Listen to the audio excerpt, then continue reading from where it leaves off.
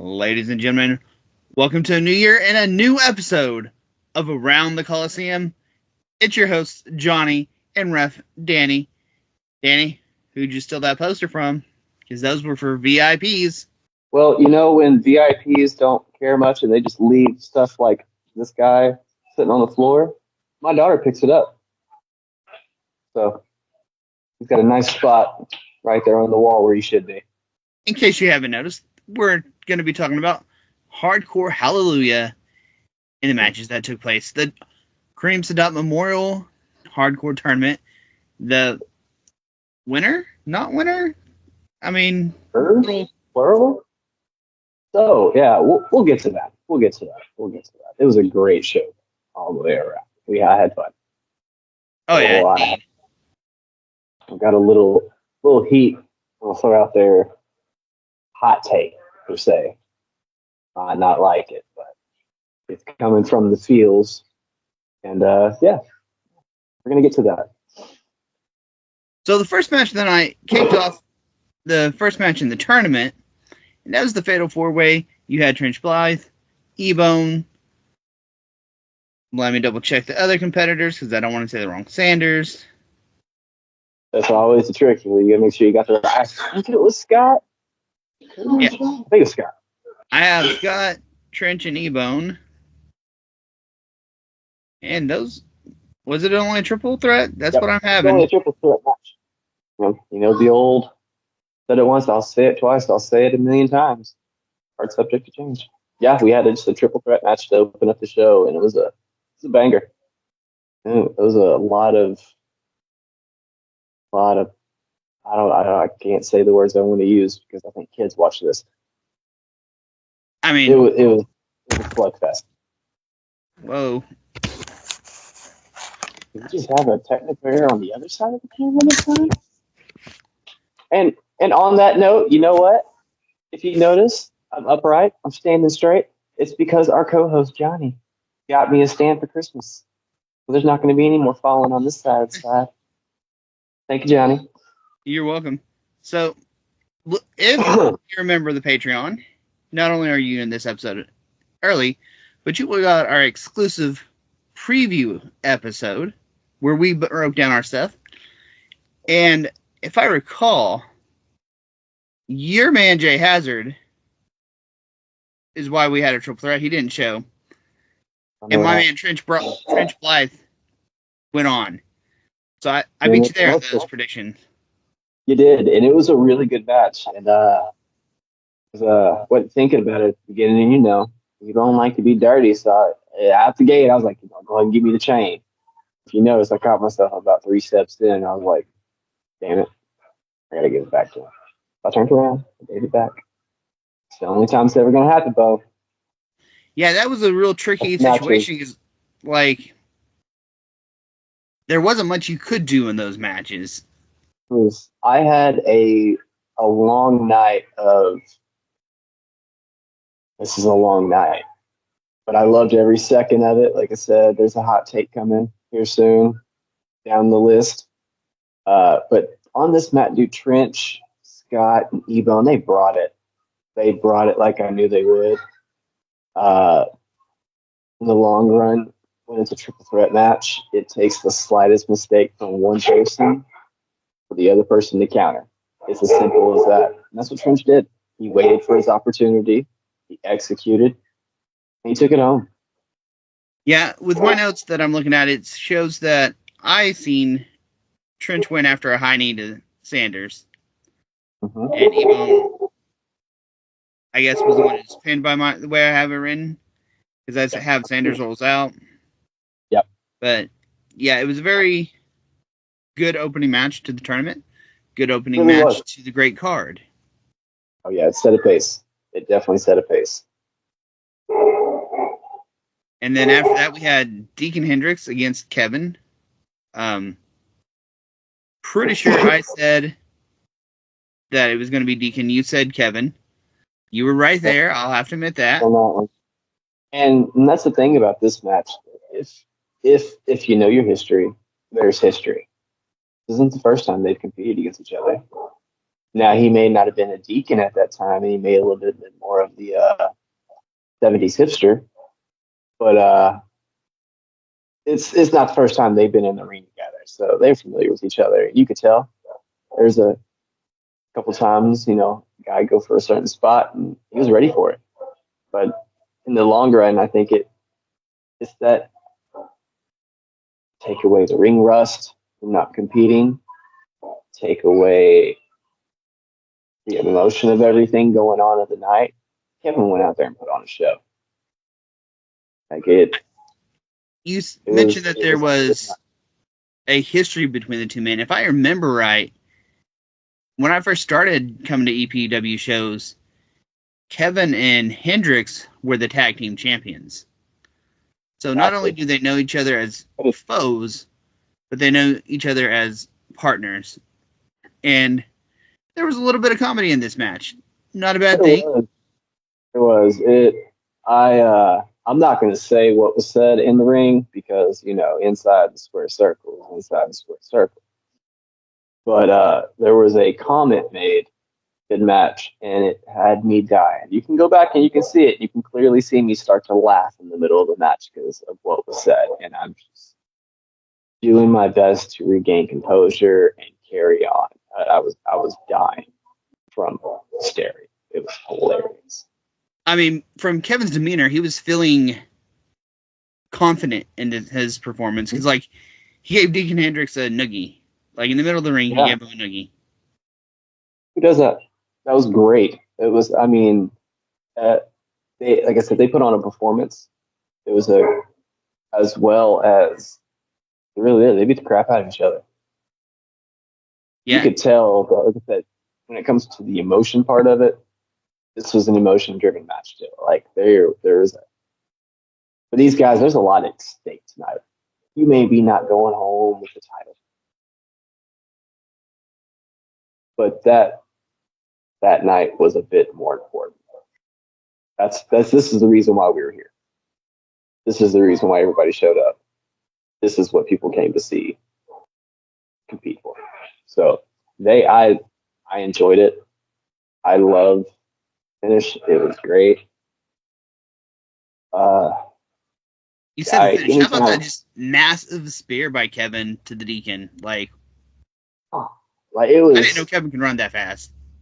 Like he came from the ass. Like some people are gonna understand that term, but like he came from the back into it. So like it was every bit of everything Kevin had in that spear to push him onto the next round.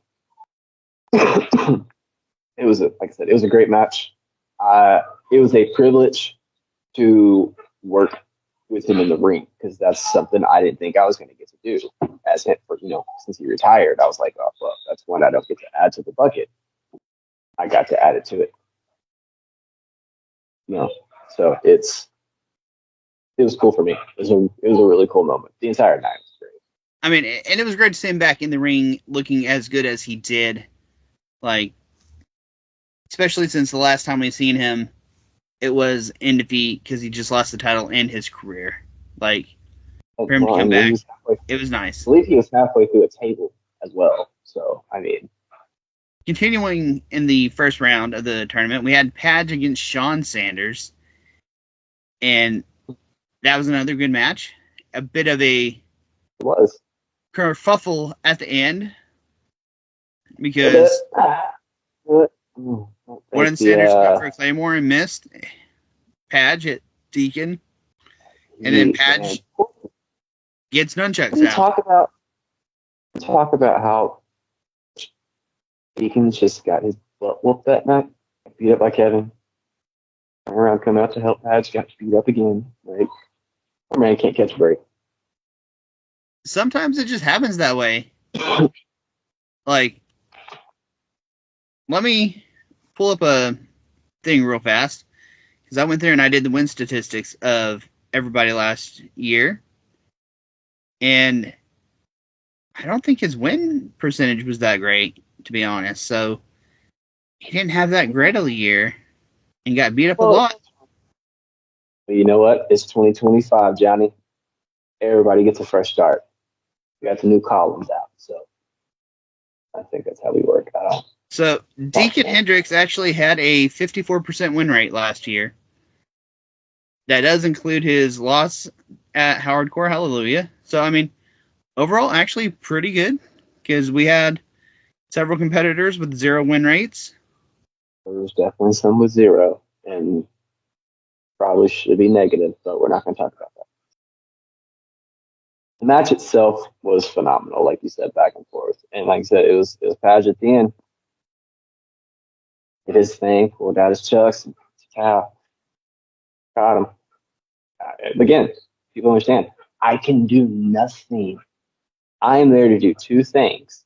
He's either confirming a tap or a 3 count. That's it. All night long. Literally, the one match, the 2 matches that you would think, oh, there's 2 other matches. Guess what? Triple threat. Like I said, I got hot take coming. But yeah, Page pulled it out.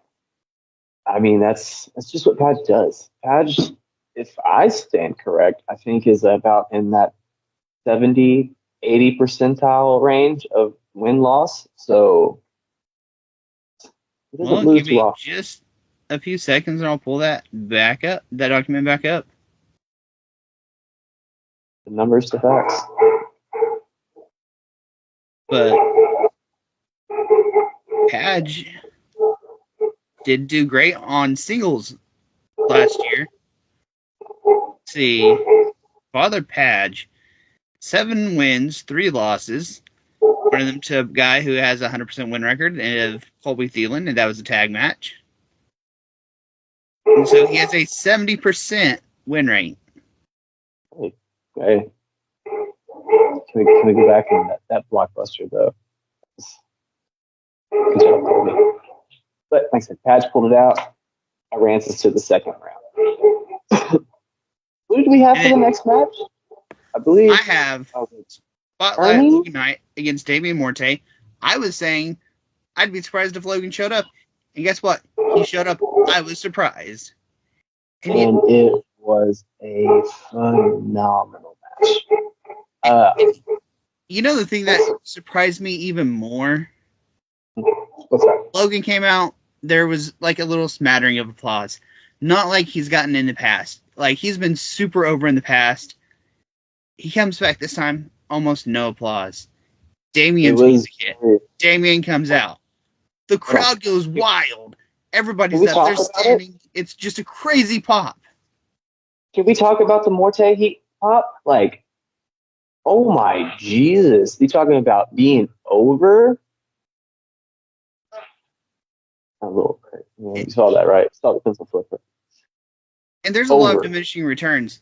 Morte kept that pop going, even into the next round and the round after that. Like, the fans were hot for our EPW champion, and that was amazing. Like, the fact that he was over so much, that pop coming in. Like, I knew when he won the title, he got a pop. But seeing that standing there, you can see my reaction. I'm trying not to pop. Listen, like it was that was a great match. And them two really beat the hell out of each other. Like a lot of that action was outside the ring. They were going to town. Like I was very surprised about, honestly, the physicality of it. Like I didn't expect that much between them two. I thought it'd be more in the ring. Granted, everything's no DQ. Everything's hardcore. It's to be expected. But no, I don't have a whole lot of descriptive words for that, but great. It was a great match. I know Morte came with some crutches, and they got put to use in that match there. Shit, them things were bent. I believe someone got hit in the head with a trash can at one point in time. And one of the fans was like, "Oh, the trash can." So I jumped in the crowd. But that was if people thought we peaked at the last couple matches, that one just kicked the whole roof off. Like it just continued. Honestly, I felt like it just continued to progress throughout the night. Like there was no real lull moment in the night. Like it got hot, it got hotter, and it kept getting hotter all the way into the main Yeah, I mean, after that was Page versus Kevin. So we start the round two. event. The man Well, that I said would put Kevin down in this tournament, which, shocker, Kevin pulled it out. Like, Kevin had his knee worked over the match before. it did. Page had a heck of a fight against Sanders, but And Kevin so still they're pulled both it out. they're both tired. Like it's wild because if you think about it, how did Kevin win the match? Not one, but two stunners. But Two stuff. that's after 4 thrust kicks that I counted. It could have been more, but I counted 4 thrust kicks. And if Page would have hit his black mass, it would have been over. But Kevin ducked it and hit those stunners for And the victory. it was another great match. You had two Grizzly veterans in there just putting each other to work. And even with the outside help, it didn't matter. Kevin still pulled it out, moved on to the next round, head back to the hotel or Yeah. the church, wherever. I don't know. Well, I mean, our EPW ballroom's inside a hotel, so they never really left the hotel. He just got sent back to the locker room for his shower. And so after that, we had our next second round match, and it's Trench against Morte. Again, fans were crazy for Morte. Hot. That pop is something. I don't want to say it's. I'm not going to say it's that, shattering type pop. But man, you talking about? I'm standing there like there is so I'm feeding off that energy as the referee. I'm just like, all right, I'm good to go. Let's get this going. Like I want to see a bloodbath now on Jones. Of course, it wasn't. Thank God, because we don't need that. We don't need blood. I mean, and that was the first baking good weapon that was introduced. We had baking sheets introduced in that match. You heard that, right? Like you heard the reverberation off that sound when it hit his head. Oh yeah. My ear was right next to it, and it just vibrated. I was just, oh man, I thought he was out of it. I just knew it. I was just like, oh well, that's done. All right, well we're going to the next round. Or not. Well, I mean, I do think it got a near fall, but It did. It was when I say it was one of the closest kickouts I've seen so far. I thought he was done. I did. Hands coming down, and as it's coming to the mat, he's kicking out. You could hear the crowd. You could hear the crowd. And you know what? Hot take time. A hot take real quick. Gonna boo me for doing my job? No, no, no, no, no, no, no. No. You can't do it. So don't boo the person doing it. I know my job. I know how to do my job just fine. I know how to count. Pretty good at math, actually. Not bad at geometry. if you're good at So, math, what's 587 man, plus 398 plus 222? not doing all that. Calculating. No, no. Simple math I'm talking about here. Simple. It's 1, 2, 3. It doesn't change. It doesn't speed up. It doesn't get slower. Same pace every time. So if y'all want to complain, the deadline for complaints was yesterday. I'm sorry. I don't know what to tell you. I just don't care. If you suck. You suck. No, you don't. We love you. I'm just kidding. But no, they had me in a heated feeling, and I loved every bit of it. Oh man, I can't tell you, and I'm saying this out of sincerity. Like I loved it. I don't know if they realized it, but the crowd had me going. They were feeding me the energy I needed for the rest of the show, and I absolutely loved it. Ladies But and yeah, gentlemen, did we just witness the heel turn promo for Ref Danny? But Morte would end up winning that match with a pedigree. and And then I do believe about like I feel like if we were tallying points right now, I'd be whooping the dog out of you, and you no, got one, maybe two. no, because I said Trench, and your guy didn't show. I mean, you did say Kevin. Well, I think we both said Kevin for the first round. Kevin over Pad, you got that. Morte. But I said Morte's going to the final against Padge. So far, it's Morte in the final, Kevin in the final. One that we were like, not really going to happen. One that neither of us really Speculation. You're expected. right. You're right. I believe we're pretty much even then. Yeah. No, we called pretty much down the middle then. Yeah. You're right. You're right. You're right. But Trench and Morte, that was a battle. They were, you could tell they were trying to get to that next round. They wanted to be in the finals. And it really was. This Morte had just that. It left more in him I guess, than Trench had. Was able to get him with, I want to say it was a pedigree. Oh, yeah. I mean, that was a great And match.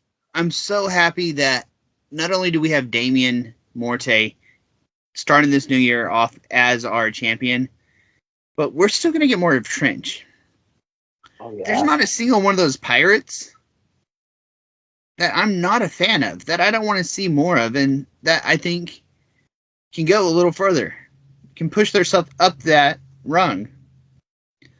Yeah, and sure. Trench is definitely going to be one of those that he's got the crazy in his eyes. So, Trench is, I'll give it to Trench. I'll give it to all of them. They're all talented. I can't deny that. You, all of you. I'm like, you know this. What was the next match?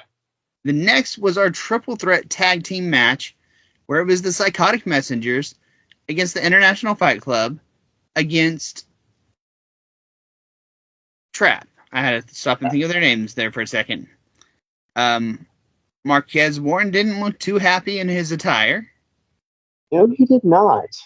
No, he did not. And I'm not sure what Remy was. Remy was Remy. It looked like he was smuggling something, but it may have been on the outside. I don't know. It was a lot. And I'm trying to figure out what material that sweater was because it looked hot. God, but yeah, you had International Fight Club, you had Max. Yeah, I'm gonna butcher his name loud. Of course, you had the Psychotic Messengers, and the Psychotic Messengers kind of just. We'll get to that. IFC and Trap put on a show. They were doing their thing. Like it was great, back and forth. You could. All right, let's pause there for a second. Let's back up. Give me a chance to talk also, besides you just rambling on. You're right. Do I need to report you to Kevin for sexual harassment? Because you alluded to Remy's big white hairy balls that he had. Well, see, I never said anything about white hairy balls. So you were paying more attention than I was. And the sweater Marquez was wearing, that thing looked like it was made out of like alpaca wool. It looked itchy and all kinds of stuff. It looked hot. Please, go ahead.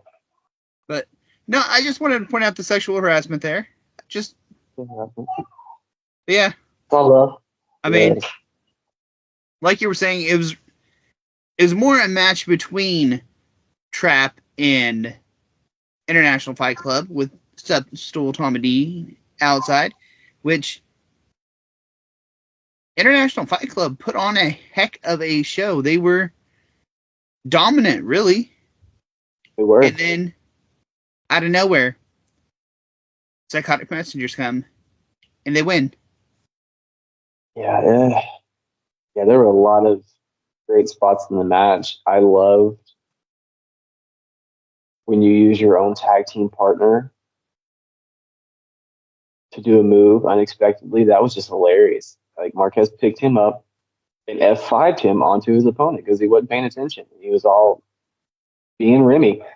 It was great. But like you said, the messengers, they waited for their moment and they struck. It all hell broke loose and they capitalized. I'm still really not sure what happened, to be honest. It was kind of all a blur after a certain moment.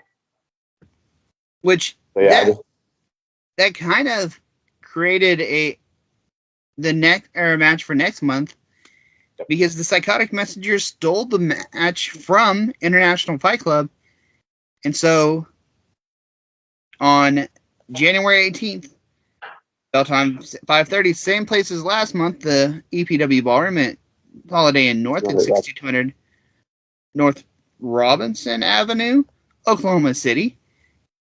yes. Psychotic Messengers face off against International Fight Club. Tickets are on sale now. That's part of tickets. Patreon members get tickets stuff like this as part of their membership. Don't slide on the Patreon, guys. It's worth it. Get a lot of good access. You get us before anybody else. Best part. No, the stuff like this is the best part. This stuff. You get cool stuff like this to keep. Have the wrestlers sign, pictures, stuff like all that good stuff. Man, it's worth it.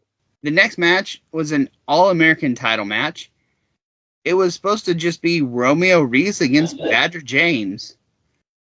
But there was a certain Baron of Blood, a certain Lucian Loveless that was like, no, it's not going to go down that way. No. And him and Jack kind of imposed themselves into this match, which had to thrown off Badger James and Romeo Reese. I mean, when you're game planning for one guy, and next thing you know, a guy who pretty much does whatever he damn well pleases decides he's going to join the match, there's no game plan. Like, it's out the window. Like, I couldn't even tell you what was going through their heads when that proceeded to happen. There's probably a million different thoughts they could have had, and none of them pleasant. None of them. And Jack, for the most part, just dominated them. He, at one point, to start off the match, he bashed their heads together. He threw Badger into Romeo, and, it was all Jack's match to win. And yeah, it was definitely, in an opposite phrase, their match to definitely lose. But it's Jack Talos. Who is stopping Jack Talos? Please tell me, because I'll Cat Williams you and be like, don't worry, I'll wait. I mean, I'm not sure who's actually stopping Jack, but those win percentages we talked about earlier, Jack, 7 wins, 2 losses, for a 77% winning percentage. In those 2 matches, he wasn't the one that was pinned.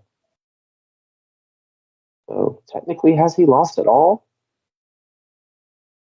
In a technicality? In the record books, it's a loss. True. But he's never taken a pinfall. I'll put it like that. So we're going to do a Samoa Joe type reign. Yeah. Never pinned or submitted for a year. I mean, it's part of the game. I see it as when I'm looking at who's here. Yeah, he's part of them. Never been pinned. I'm just curious to see who's going to be the guy to try to do it or accomplish it.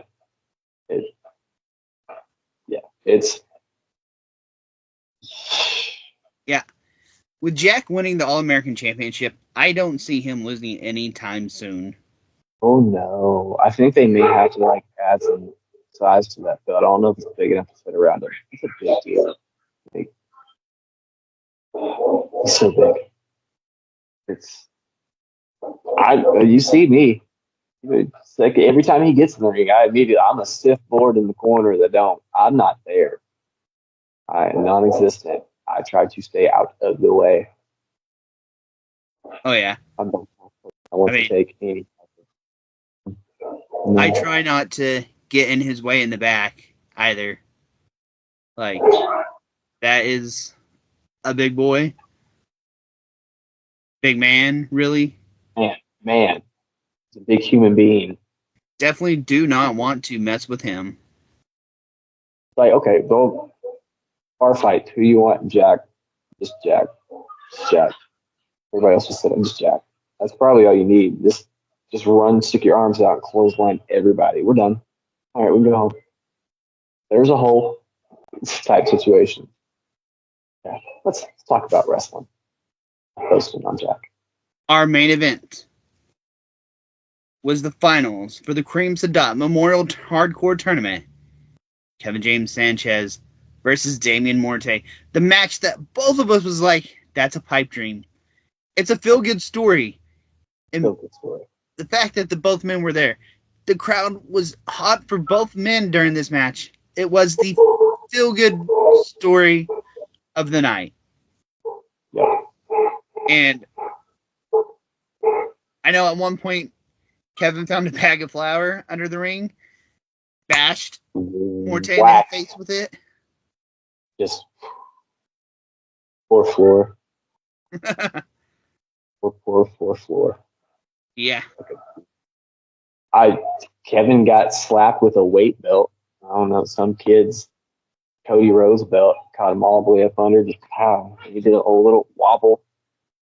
I could hear him mutter some stuff as he went by. It wasn't pleasant. It was funny, but it wasn't pleasant. Gave me a good laugh, but I think Damian also busted a glass bottle over Kevin's head. Yes. I just who does that? Him, apparently. But no, I thought Kevin was done after that. I've seen people get hit plenty of bottles in my life. Plenty. And I've just seen him collapse, go to the ground, and not be out cold. So for Kevin to not be knocked out by that says a lot to him. Because, I mean, you're both 2 matches deep. You're in your 3rd match of the night. Kevin's out of retirement. Morte's been going, like current champion. So he's got a little, millionaires back to him. Like I said, that a ring rust is the thing. So for Kevin to be out there in a 3rd match of the night and not get knocked out from a bottle to the back of the head, I don't. Yeah, but Kevin took a chain as an answer to Morte and knocked him out. Or we thought he got knocked out. There was 2 close near fall counts on Morte. And what chant erupted out of that, Danny? Do you remember what chant erupted? Oh, yeah. Ref, you suck. Exactly. That's the heat for you. Yeah. I love you guys. I do. You just don't understand what you did. Okay. I suck. But before we could have a honest, a true, a proper finish to our tournament, God's work hits the ring. Why? Why mess up a moment that has nothing to do with you? Are you that sore of losers? I use the word losers because you both lost, one of you twice, that you couldn't accept it? That is, it's, I don't know. It ruined a good moment, but I believe in the long run it gave us a better moment. Yeah, but like, neither Kevin nor Damian truly won. We got robbed of the victor. Damian did take home the trophy that night, but at the same time, we never got that true winner. We don't know. Could Kevin have pulled out that win? But did we get a true winner? Because I believe the winner of the night was this man. Rest his soul. He was the winner because all of it was for him, regardless of who actually won, who actually lost. That's what the show is about, and that's just my opinion. I mean, That's not. I don't know.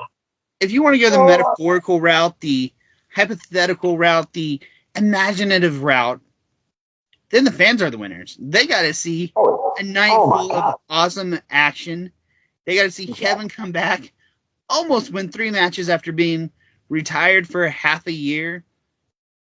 Which is no easy task. 2024 was an amazing year for Empire Pro Wrestling. Let's just say it. An amazing year. And 2025 is going to be much better. Because, like I mentioned earlier, we already have Psychotic Messengers versus International Fight Club announced for Nuclear Warfare. But we also have 2 other matches announced. We have E-Bone against the Hall of Famer Striker. We also have Damian Morte in his first official defense of the EPW Heavyweight Championship. And that's going to be against Maddox Jones. Maddox, if you remember right, almost won a chance to face Malachi for the championship back in October. Ironically, who stopped him? Striker. Who will also be that's going to be an amazing show to start this year out. It really is. You guys, it's just gonna get better and better and better. There's no decline here. We're on a mountain climb and we don't plan to stop. 2025 is going to be the year of the Empire. And not only do we have those 3 matches announced, but generally at Nuclear Warfare, we have our Nuclear Warfare match. I don't know if we're going to have that. I don't know the participants yet. But stay tuned.